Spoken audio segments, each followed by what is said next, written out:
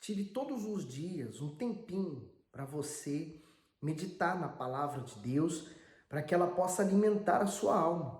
Assim como você alimenta o seu corpo para você não morrer, a nossa alma também, ela precisa ser alimentada. Ela vai morrer se você não alimentar ela. Só que ela morre, não é como o corpo, que a pessoa descansa, né? Como todo mundo diz, o fulano descansou. O corpo morre, se deteriora. A alma, ela vai para o inferno se ela não receber a salvação. Hoje, Provérbios 22, mais conselhos de Salomão. Nós vamos ler até o 24. Então, vamos pedir a direção? Não acredito que chega até o 24 hoje, mas vamos tentar. Deus e meu Pai, eu agradeço, Senhor, por ter a Tua palavra em minhas mãos. Peço que o Senhor venha nos conduzir nesta fé, nessa direção. Então abre o nosso entendimento, ilumina os nossos olhos do entender. Amém. Versículo 1. Vale mais ter um bom nome do que muitas riquezas. O ser estimado é melhor do que riqueza e ouro. O comentário diz: um bom nome nada tem a ver com aquele que recebemos dos nossos pais ao nascer, e sim com o valor que a pessoa agrega ao longo da vida. É bastante honroso ter o nome associado à justiça, fidelidade, honestidade, ética e dignidade. Por outro lado, ter o nome ligado à mentira, falsidade, desonestidade e injustiça é péssimo, pois que honra terá essa pessoa? Quando o nome de alguém é mencionado, logo vem à mente as qualidades e os defeitos daquela pessoa. Quantos, por exemplo, são cheios de fama e riqueza, mas possuem um caráter ruim ou não são bem-vindos e sim tolerados. Contudo, o que zela pelo bom nome e pela boa reputação tem as portas abertas aonde for. Você já pensou sobre o que as pessoas pensam quando ouvem o seu nome? Boa pergunta. E quando nós falamos do nome, para o povo daquela época, o nome é uma das coisas mais importantes que ela tinha. Por exemplo, para o Egito, o egípcio preza pelo nome. Tanto preza que ele só falava do seu verdadeiro nome para poucas pessoas, para aquelas pessoas que ele realmente confiava. Porque o nome era algo que valia para o mundo dos mortos, como eles diziam. Então, quando a pessoa morria, o nome dela era escrito, no sarcófago ou onde ela era enterrada, porque fazia menção, memória dela, o nome dela. Então, quando alguém queria destruir aquele sepulcro, então riscava-se o nome.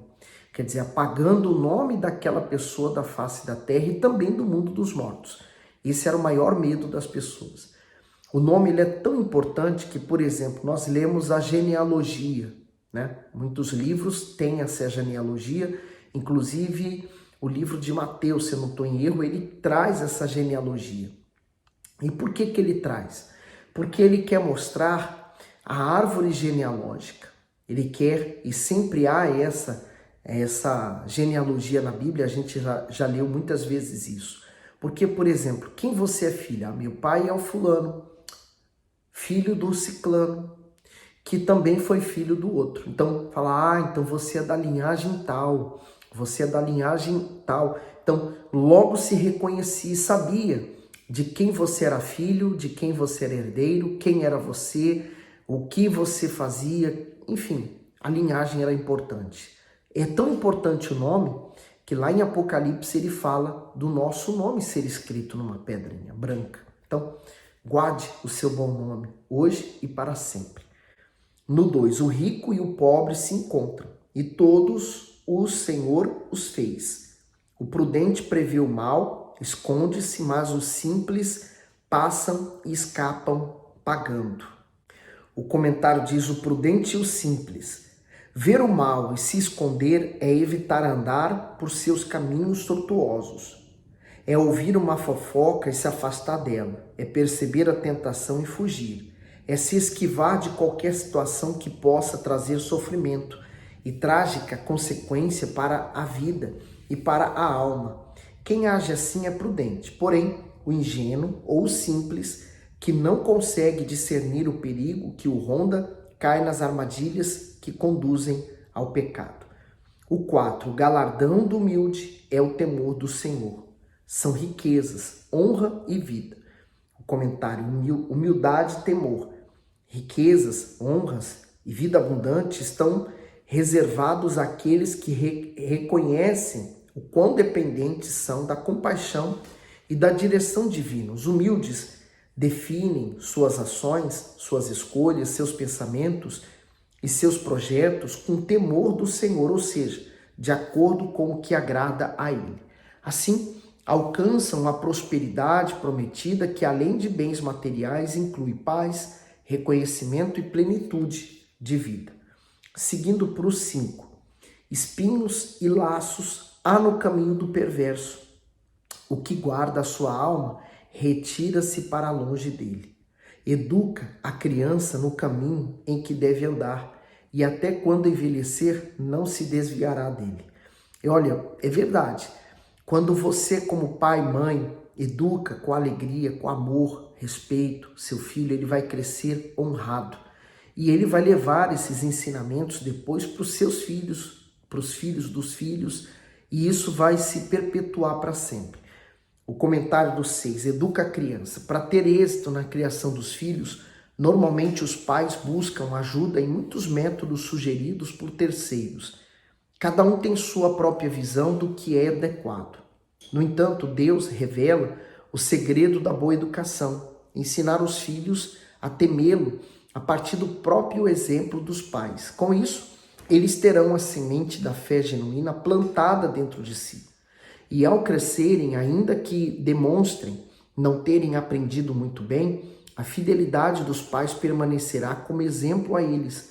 Educar a criança no caminho em que deve andar é um mandamento que os pais devem cumprir cuidadosamente para que a promessa divina se cumpra a seu tempo. Então, o exemplo, ele por vezes vale mais do que palavras. Então, o exemplo que os pais dão, eles são valiosos. E aí os filhos tendem a fazer suas escolhas. Você não pode querer fazer escolhas pelo seu filho. Você pode orientá-lo, mas deixá-lo seguir o caminho que ele vai escolher, né? Não temos como evitar isso, mas ensine o caminho certo para ele. O mundo hoje, ele tem tentado impedir que os pais possam dar a educação aos filhos, achando que os pais querem privar a liberdade dos filhos, mas a criança tem noção do perigo, ela tem noção do que espera ela lá fora.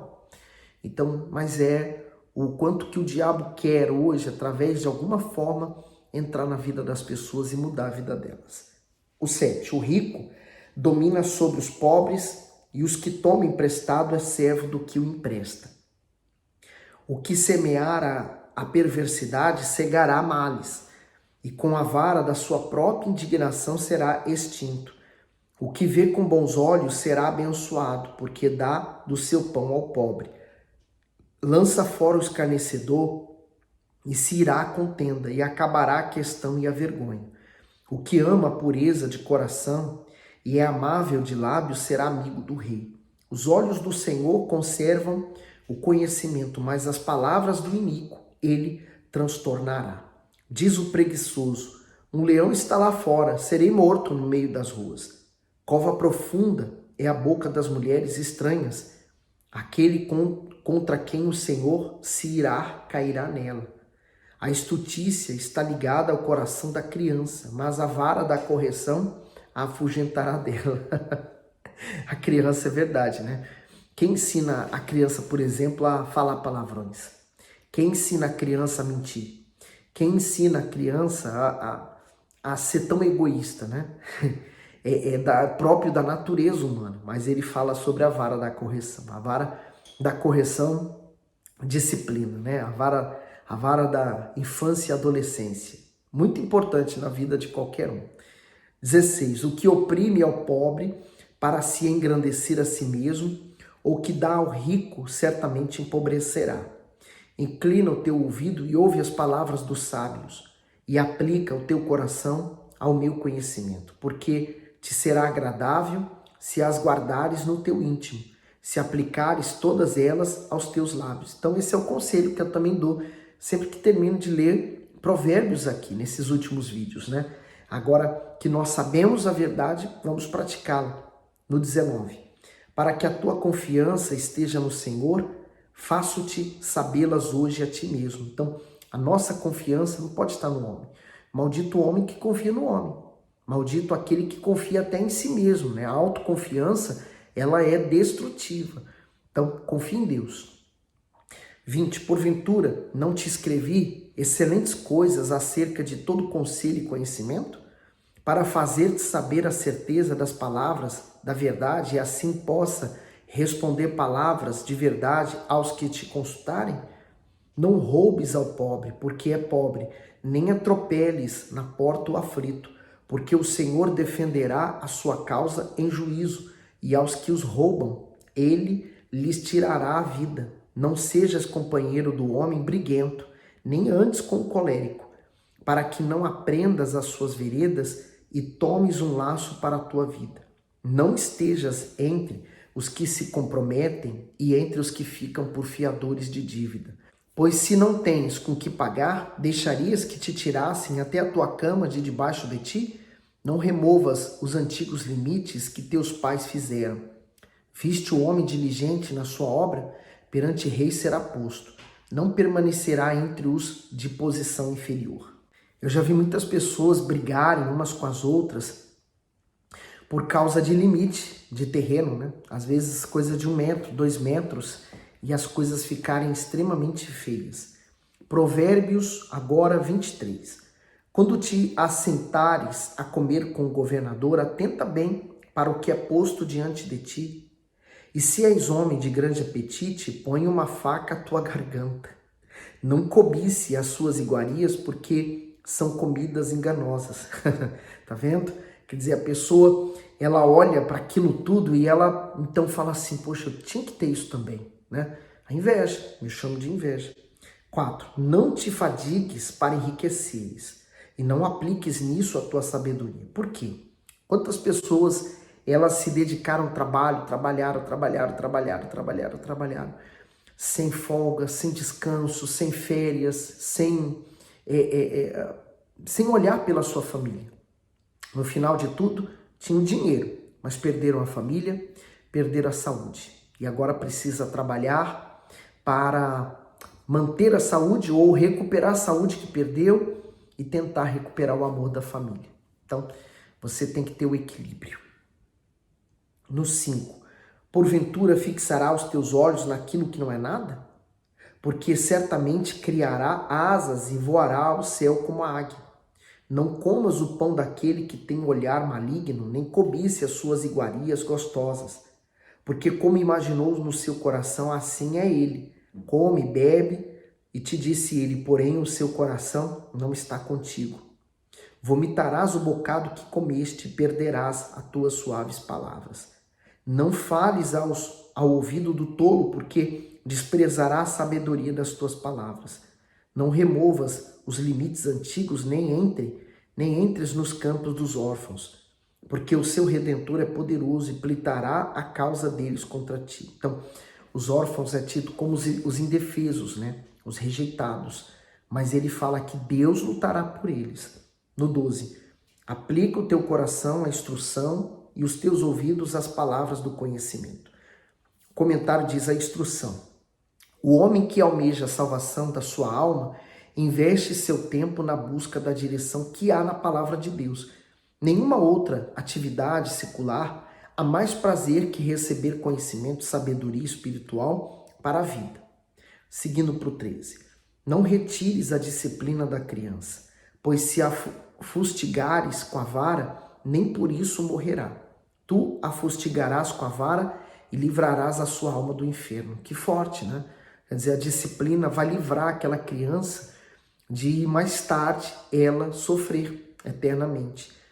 No 15, filho meu, se o teu coração for sábio, alegrar-se-á o meu coração, sim, o meu próprio, e exultarão as minhas entranhas quando os teus lábios falarem coisas retas. O comentário diz, pai exultante.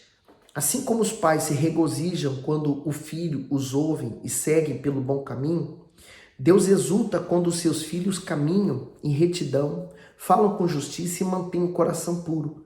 Ter um filho sábio deixa qualquer pai ou mãe feliz, pois a sabedoria engrandece o ser humano em todos os sentidos da vida.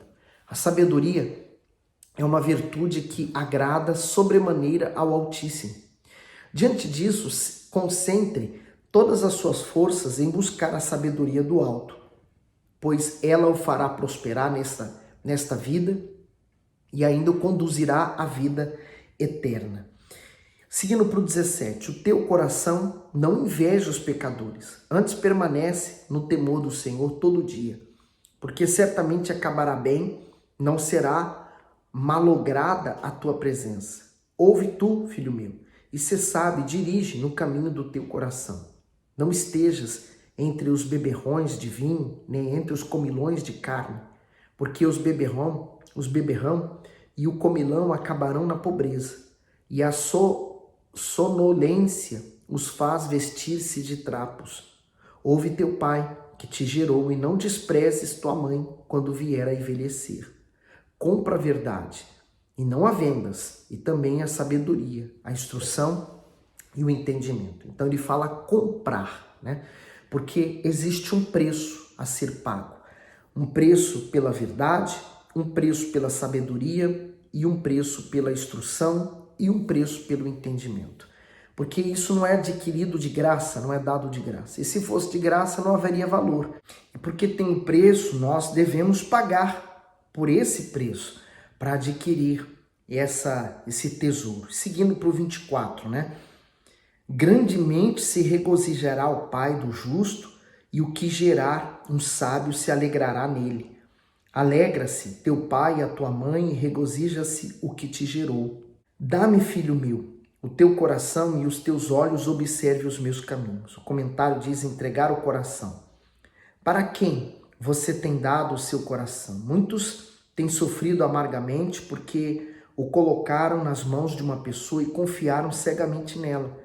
Contudo, quem almeja alcançar a verdadeira paz e felicidade deve confiar não somente o coração, mas toda a sua vida a Deus e seguir os seus caminhos, conforme o que ele ensina na sua palavra. Não há decisão melhor do que entregar todo o nosso ser nas mãos daquele que entregou a própria vida por nós. Você teve a coragem de se entregar por alguém? Então agora se entregue para Jesus, né? Assim como Deus amou o mundo de tal maneira, entregou o seu Filho, hoje você também o ame de tal maneira e entregue sua vida para Ele, né? É um amor recíproco.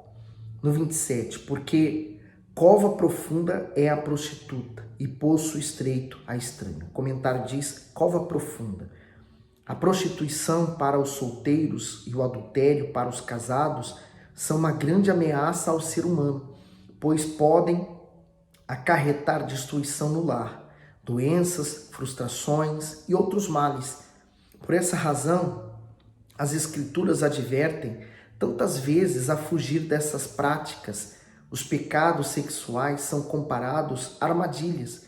Isto é, assim como um animal cai em uma cova e fica à mercê de seus capturadores, o homem que se deixa seduzir pelas imoralidades sexuais fica à mercê do mal. A cova do pecado é profunda. Isso significa que se aquele que está caído não invocar o Altíssimo com arrependimento, não poderá se ver livre dela. Seguindo para o 28. Pois ela, como um salteador, se põe à espreita e multiplica entre os homens os espinhos. Para quem são os ais? Para quem os pesares? Para quem as pelejas? Para quem as queixas? Para quem as feridas sem causas? E para quem os olhos vermelhos? Para os que se demoram perto do vinho, para os que andam buscando vinho misturado. Não olhes para o vinho quando se mostra vermelho, quando resplandece no copo e se ecoa suavemente. No fim, picará como a cobra e como a víbora morderá. Os teus olhos olharão para as mulheres estranhas e o teu coração falará perversidades. E será como o que se deita no meio do mar, e como o que jaz no topo do mastro. E dirás: escaparam-me, e não me doeu, bateram-me, e nem senti. Quando despertarei, aí então beberei outra vez. O comentário diz: os perigos do alcoolismo, brigas, dores, traições, alucinações, linguajar torpe, palavras inúteis, insensibilidade, violência são algumas situações vividas pelas pessoas embriagadas. Os efeitos são destrutivos, por isso, a pessoa que entra em um ciclo viciante precisa se conscientizar de que necessita se curar urgentemente daquilo que tem lhe causado dependência. Embora as propagandas mostrem o álcool como sinônimo de prazer, diversão, sensualidade, fascínio, as escrituras revelam que é perigoso, principalmente quando se torna um vício. O que desconsideram o alerta divino enfrentarão os ais, isto é, as dores que essa dependência provoca. E é por causa dele que muitos lares foram destruídos, que muitas pessoas perderam tudo. Mas a pessoa só consegue vencer primeiro. O primeiro passo é reconhecer que aquela substância se tornou um vício para ela e que existe um mal atuando por trás do vício. Então, quando ela é liberta do vício, ela fica liberta de tudo e ela recupera o que ela perdeu, né? Então, se você tem sofrido com vício, saiba que você pode procurar uma igreja e nós vamos ajudar você a se libertar. E se você tem um familiar ou alguém que está nessas condições, procure-nos para que nós possamos te ajudar, tá bom?